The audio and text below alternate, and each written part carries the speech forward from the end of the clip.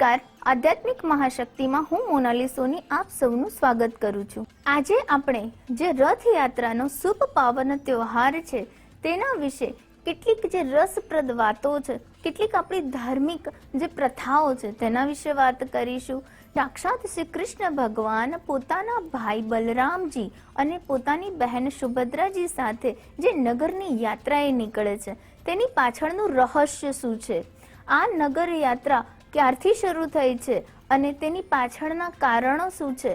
ભગવાન બહેન જ્યારે પોતાના ભાઈને નગરની યાત્રા માટે કહે છે અને બલરામજી જે 3 રથ તૈયાર કરે છે, સાથે પહેલો રથ બલરામજીનો, બીજો રથ સુભદ્રાજીનો અને ત્રીજો રથ આપણા જગન્નાથ ભગવાનનો, આવી રીતે 3 રથ તૈયાર કરીને ભાઈ અને બહેન નગરની યાત્રાએ નીકળે છે।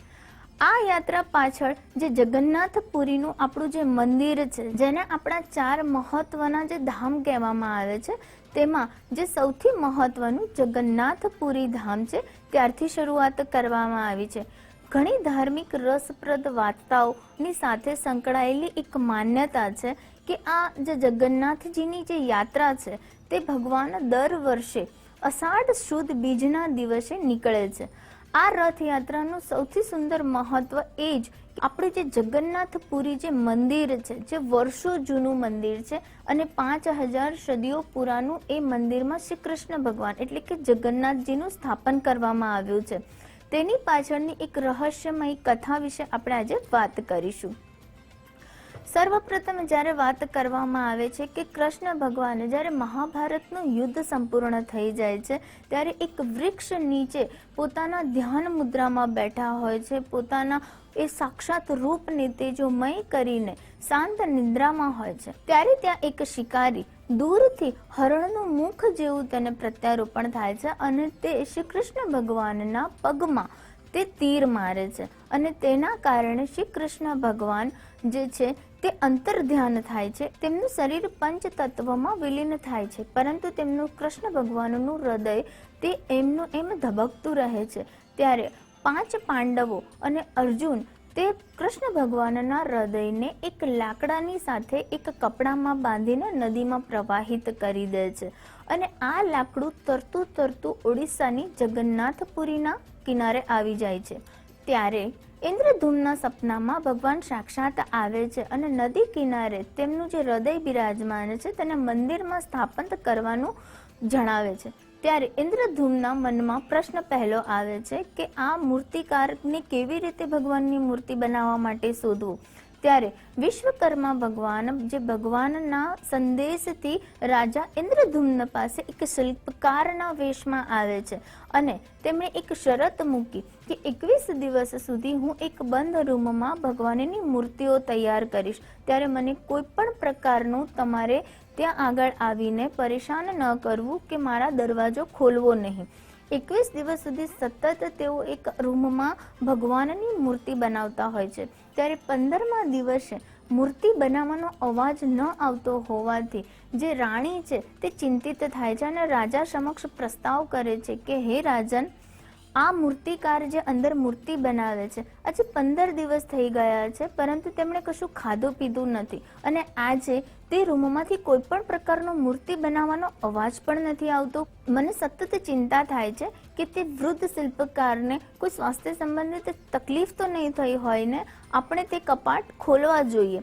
ત્યારે રાજા કહે છે કે મને શિલ્પકારે 21 દિવસ સુધી આ કપાટ ખોલવાની ના પાડી છે, છતાં પણ તે ચિંતામાં તે દ્વાર ખોલી કાઢે છે અને ભગવાન જગન્નાથજીની જે મૂર્તિઓ બનતી હતી તે મૂર્તિ અધૂરી રહી જાય છે, માટે તેમાં હાથ અને પગનું નિર્માણ થઈ નથી શકતું હતું। માટે જે મૂર્તિ બની હતી તે જ મૂર્તિને ઓડિશાના જગન્નાથપુરી મંદિરમાં બિરાજમાન કરવામાં આવી।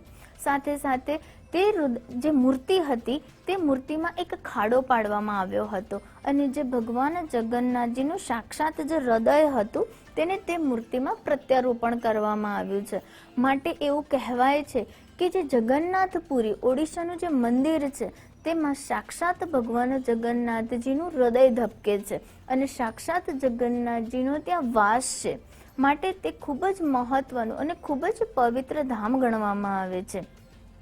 જગન્નાથપુરીના કેટલીક જો કથાઓની ઉપર વાત કરીએ તો આજે પણ દર 12 વર્ષે ત્યાં ત્રણેય મૂર્તિનું જે સ્થાપન કરેલું છે તેને બદલવામાં આવે છે, પરંતુ જે એક બ્રહ્મ પદાર્થ છે જેને આપણે હૃદયરૂપી બ્રહ્મ પદાર્થ તરીકે ઓળખીએ છીએ, તે શ્રી કૃષ્ણ ભગવાનનો આ હૃદયનું પ્રત્યારોપણ તે મૂર્તિમાં કરવામાં આવે છે. આ મૂર્તિનું જ્યારે પ્રત્યારોપણ કરવામાં આવે છે ત્યારે ત્યાં થોડી ક્ષણો માટે બિલકુલ અંધકાર કરી દેવામાં આવે છે અને જે પૂજારી હોય છે તેની પણ આંખે પાટા બાંધી દેવામાં આવે છે અને ત્યારે તે મૂર્તિમાંથી જે આ બ્રહ્મ પદાર્થ છે તેને નવી મૂર્તિમાં પ્રત્યારોપણ કરવામાં આવે છે. સાથે એવી માન્યતા પણ હતી કે જ્યારે પણ જૂની મૂર્તિમાંથી નવી મૂર્તિમાં આ બ્રહ્મ પદાર્થનું પ્રત્યારોપણ કરવામાં આવે છે ત્યારે જો કોઈ પણ વ્યક્તિ તેને જોઈ જાય તો તે તાત્કાલિક ક્ષણે મૃત્યુ પામે છે.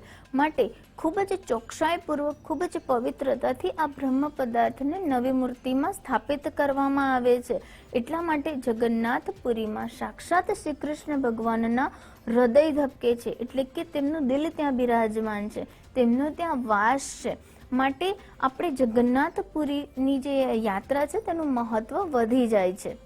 સુભદ્રાજીએ સાક્ષાત કૃષ્ણ ભગવાનને એવું કીધું કે મને આ નગર ફરવાની ખૂબ જ ઈચ્છા છે, માટે જે ત્રણેય ભાઈ બહેન છે એટલે કે કૃષ્ણ ભગવાન, બલરામજી અને બહેન સુભદ્રા માટે 3 રથ તૈયાર કરવામાં આવે છે અને ત્રણેય રથમાં ભાઈ બહેન નગરની સવારીએ નીકળી જાય છે.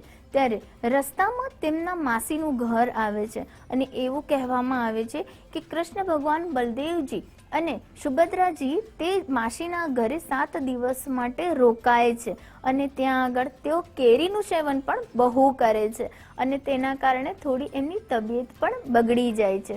આ કારણે અલગ અલગ રીતિ રિવાજો સાથે અને ધાર્મિક માન્યતાઓ સાથે રથયાત્રાઓનું નિર્માણ કરવામાં આવ્યું છે. એટલે આપણે દર વર્ષ પરંપરાગત રીતે રથયાત્રાનું આયોજન કરવામાં આવે છે અને ભગવાન પોતાના ભાઈ બળદેવજી અને પોતાની બહેન સુભદ્રાજીના સાથે પોતાના મામાના ઘરે જાય છે અને સુંદર મજાની આ એક કથા, જે આ માન્યતા છે તે આપણા જીવનમાં પણ સુંદર એક પ્રતીક આપી જાય છે કે એ પોતાના મોટા ભાઈની સાથે એક નાની બહેન નગરની યાત્રા ફરવા નીકળે છે, નગરને જોવા નીકળે છે અને આ એક ખુશીનો માહોલ છે જેને આપણે રથયાત્રાને નિર્મિત આપણે ઉજવીએ છીએ. તો આ સાથે હું રજા લઉં છું. નમસ્કાર.